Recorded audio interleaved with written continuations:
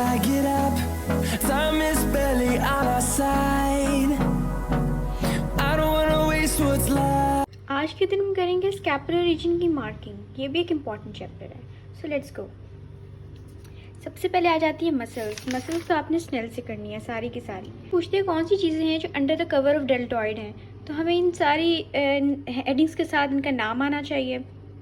ये भी बहुत ईजी सा है और इसके ऊपर फुल मार्क्स मिल जाते हैं। जो है मोस्ट इंपॉर्टेंट है, अभी जो हमारे एग्जाम्स हुए थे उसमें भी इसी के बारे में पूछा हुआ था कि रोटेटर कफ क्या होता है और उसके मसल्स के अटैचमेंट लिखें वगैरह सब, और साथ में ड्रॉ भी करना है। तो आपको ये वाला सारा बताया हुआ है कि किस तरह ड्रॉ करना है, और ये बहुत अच्छी डायग्राम है, ये आपने ड्रॉ करनी है। और उसके बाद ये साथ में ना क्लिनिकल इंपॉर्टेंस हैं कि रोटेटर कफ के रिलेटेड कोई 3 या 2 क्लिनिकल इंपॉर्टेंस लिखते हैं तो आप ये लिख देंगे।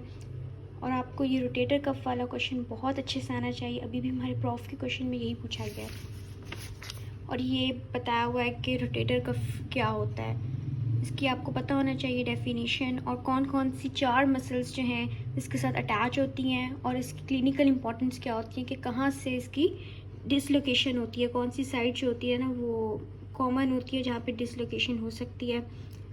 और उसके बाद आ जाता है सब एक्रोमियल बरसा, इसकी भी आपको पता होना चाहिए कि होता क्या है, और इसके 2 फंक्शंस पता होने चाहिए कि इसका मतलब कि काम क्या होता है, इसकी इंपॉर्टेंस क्या होती है।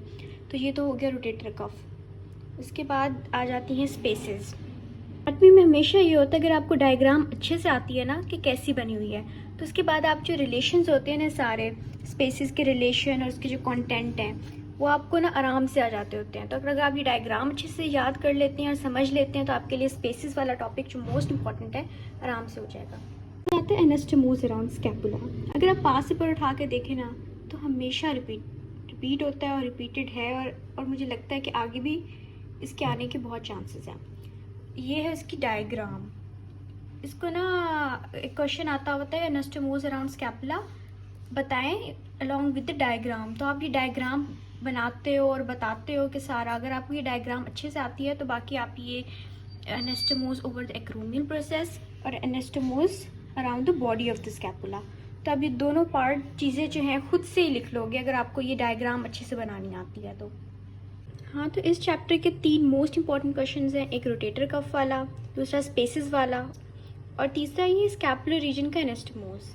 ये आपको 3 क्वेश्चंस हैं जो पास पेपर अगर आप खोल कर देखें तो बहुत रिपीटेड हैं और आपको आने चाहिए। अगर आपको ये आते हैं अच्छे से तो आपका ये पूरा चैप्टर अच्छे से कवर हो जाता है।